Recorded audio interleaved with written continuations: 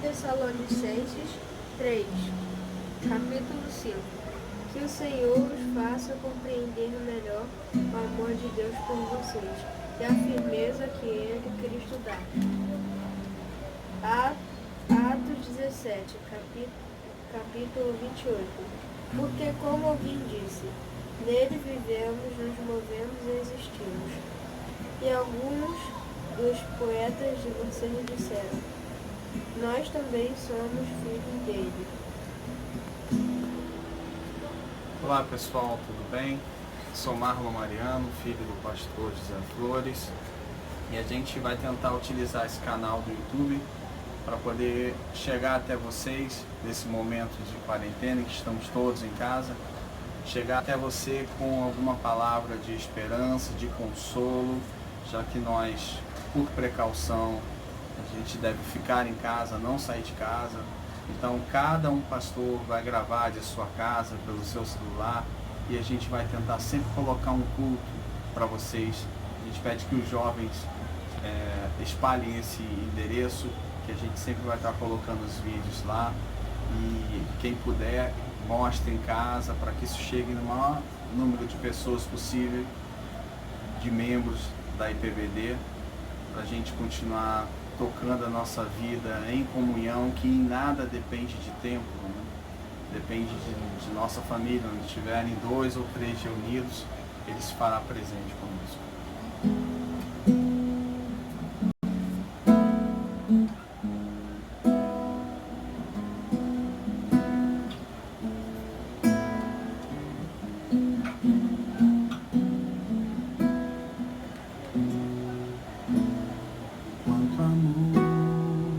Quanto amor Ele tem por mim, quanta dor sofreu por mim por amor, quanta dor, quanto amor Ele tem por mim,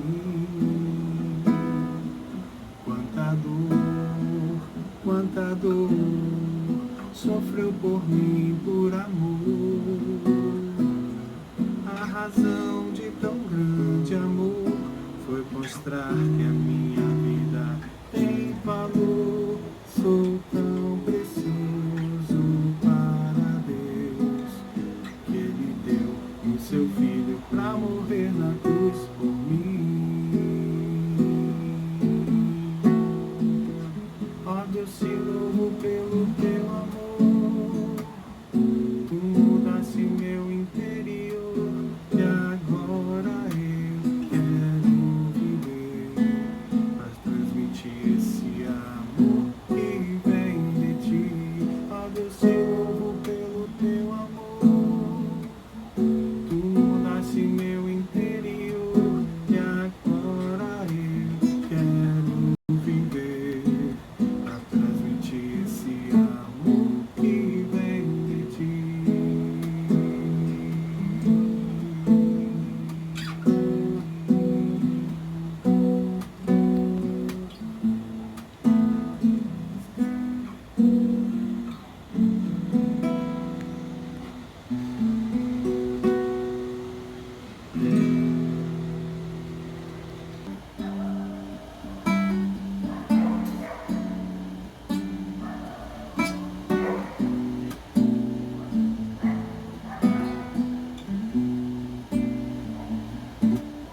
Como descrever, como explicar amor que vai de leste a oeste e nunca mais vai terminar. Tu me conheces bem e sabes quem eu sou. Não há como esconder de ti, tu sempre sabes aonde estou. É de coração tudo que eu disser, um hino de louvor a Jesus de Nazaré. Se as palavras não mostrarem como é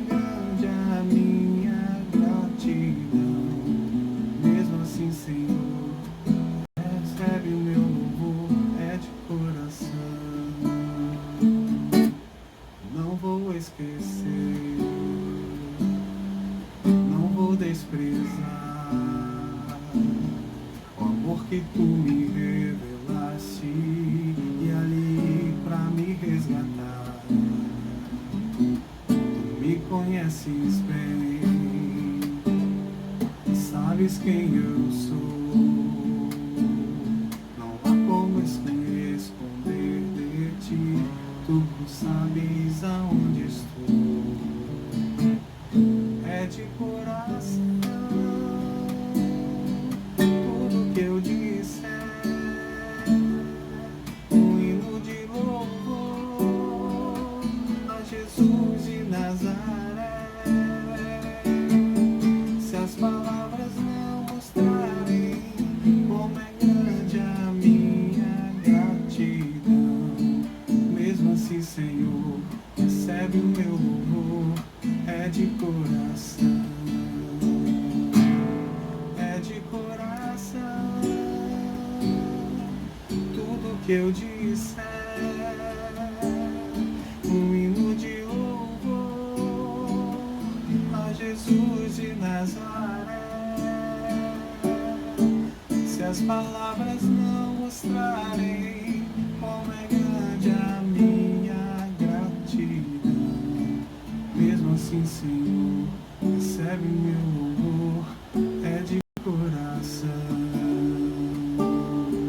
mesmo assim, Senhor, recebe o meu louvor. É de coração, mesmo assim, Senhor, recebe o meu louvor. É de coração.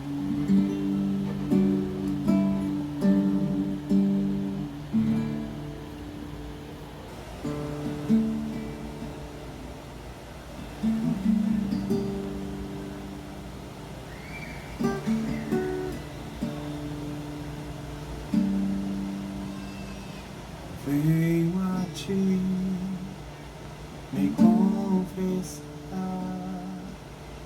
pra minha alma descansar. Sem tuas mãos perdida estou, e a mim por teu amor.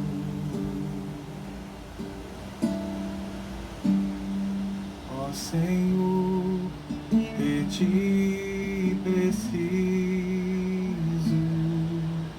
mais de ti preciso, meu defensor, justo e fiel, de ti eu preciso.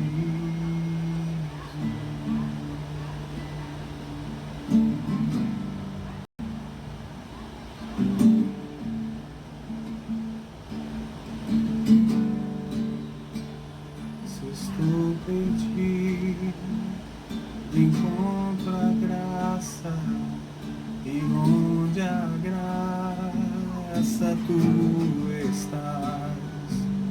Se estás aqui, a liberdade, tua vida em mim é santidade.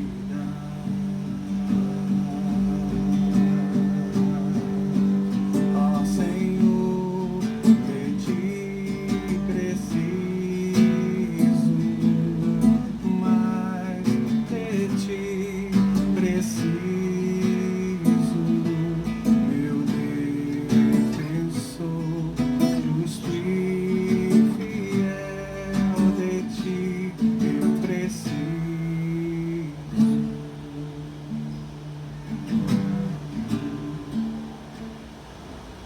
E quando a tentação surgir, que minha vida cante a ti, se eu não conseguir mais prosseguir, Senhor, eu preciso de ti. Ó Senhor, de ti preciso,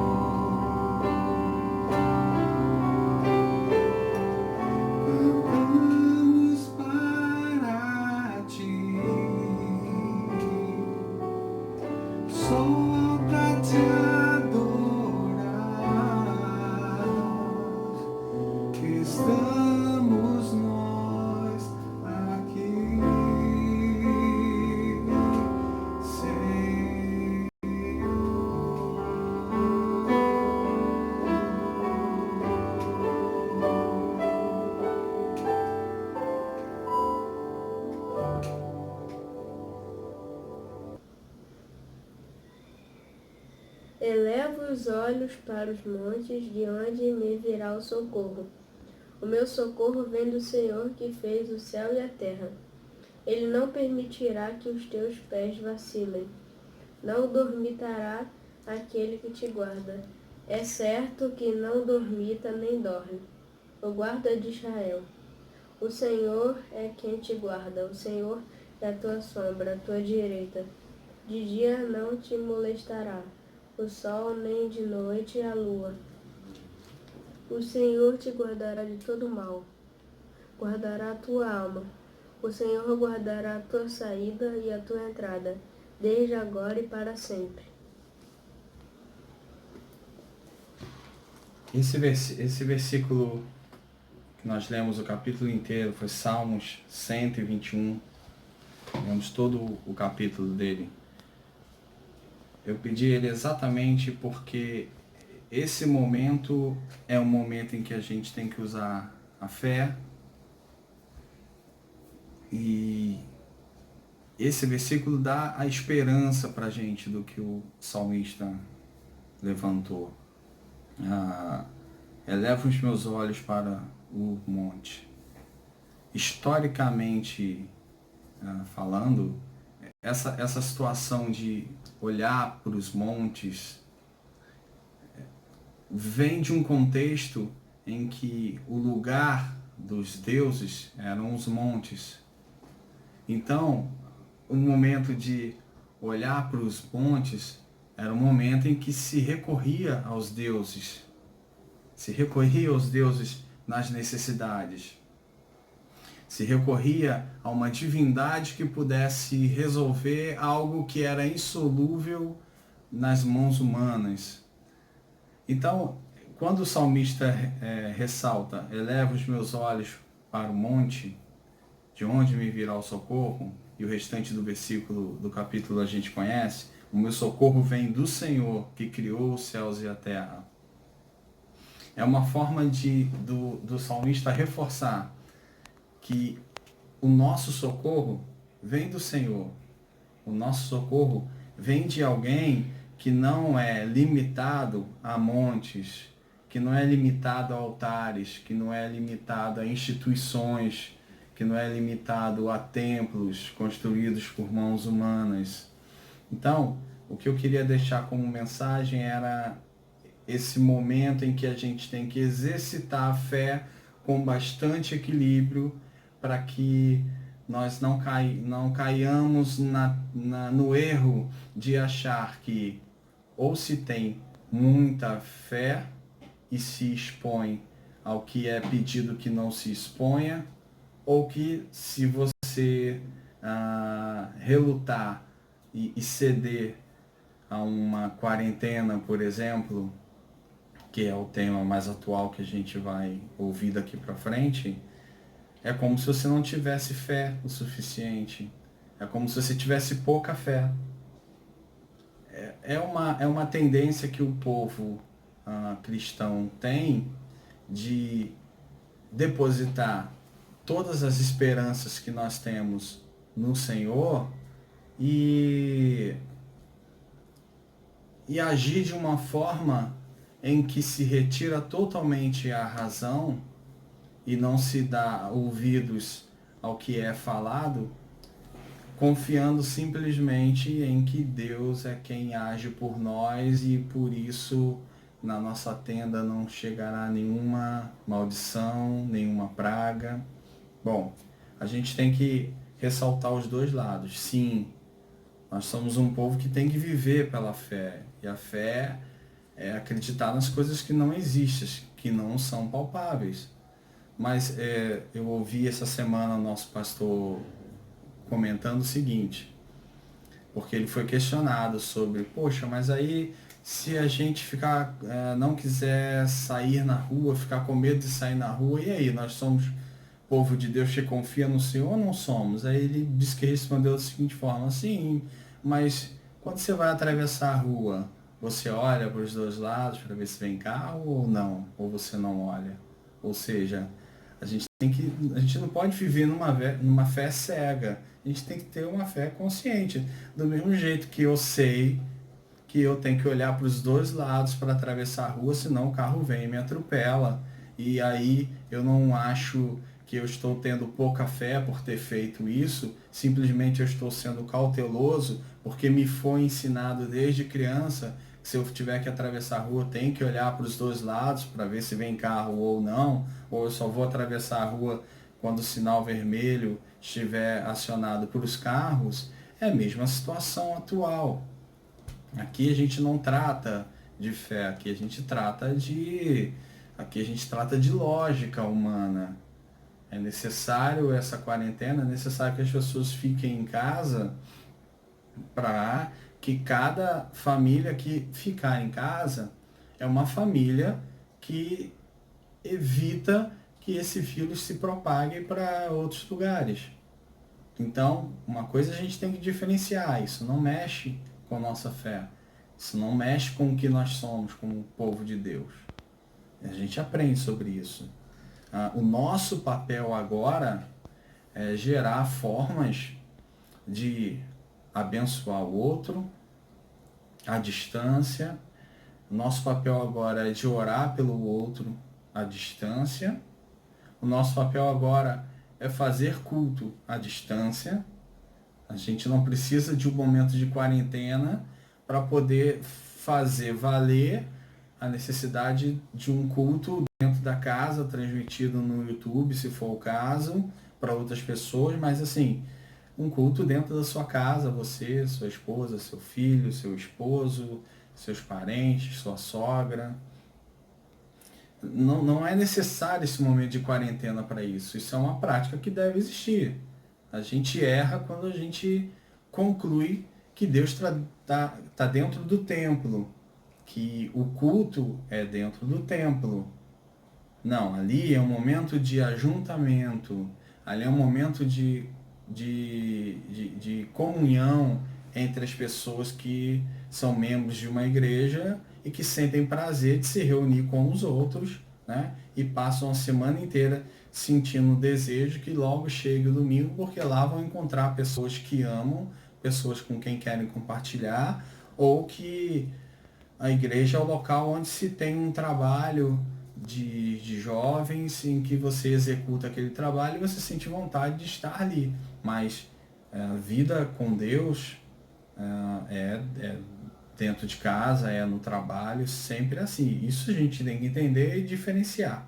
Então, quando eu digo que o nosso momento atual é um momento de abençoar o próximo, existem várias formas, mas onde eu vou chegar hoje é exatamente nesse versículo: eleva os meus olhos para os montes, de onde me virá o socorro. O que nós, como igreja, podemos fazer hoje é orar.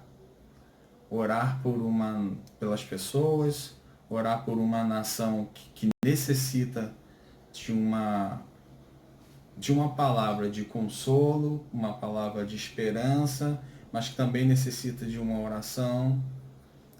Já foi falado essa semana que a ida do povo à igreja tem um aspecto psicológico, tem um aspecto terapêutico, quer dizer, não psicológico, mas um aspecto terapêutico, porque o sujeito se sente fazendo algo pela saúde dele, pela prevenção dele, indo até a igreja. Sim, a igreja tem esse papel também, mas hoje o aconselhado é que não. Então, de casa, nós adotaremos esse tipo de postura de, em nossas orações, incluir algumas pessoas que têm necessidade. E às vezes as pessoas relutam, sim. Mais para frente, algum outro pastor pode trazer uma pregação falando sobre Jó, que ele sempre ressalta, e no final ele ressalta: eu sei que o meu Redentor vive e por fim se levantará sobre a terra.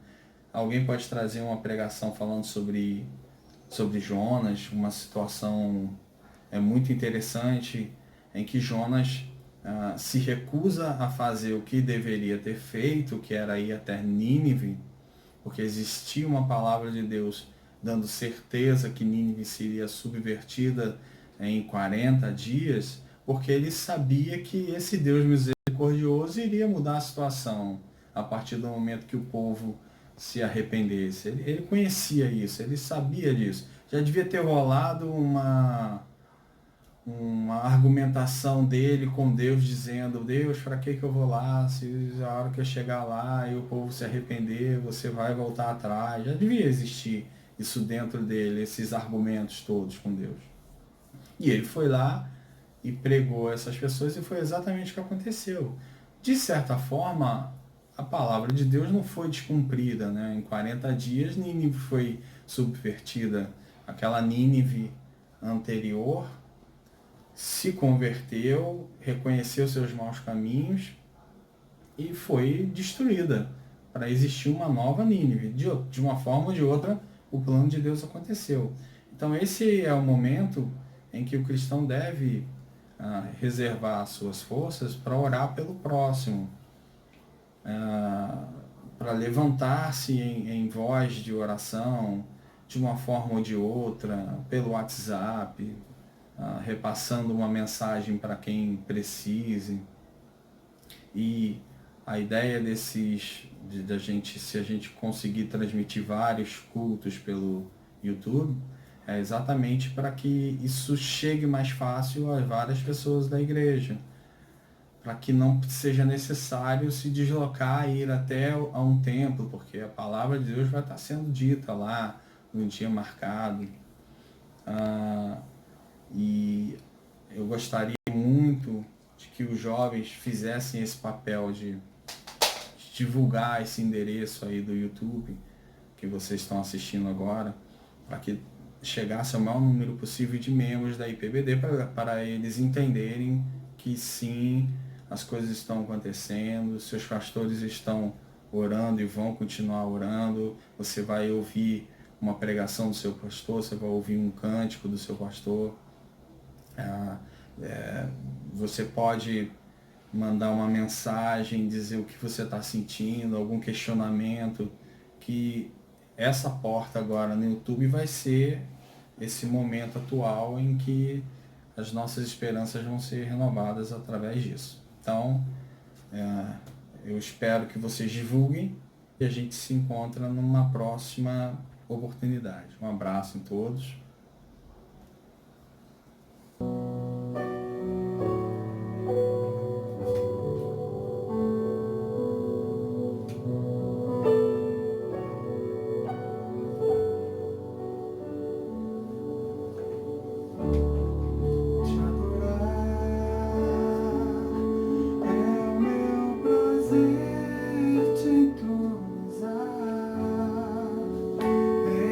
Entre os querubins, é o meu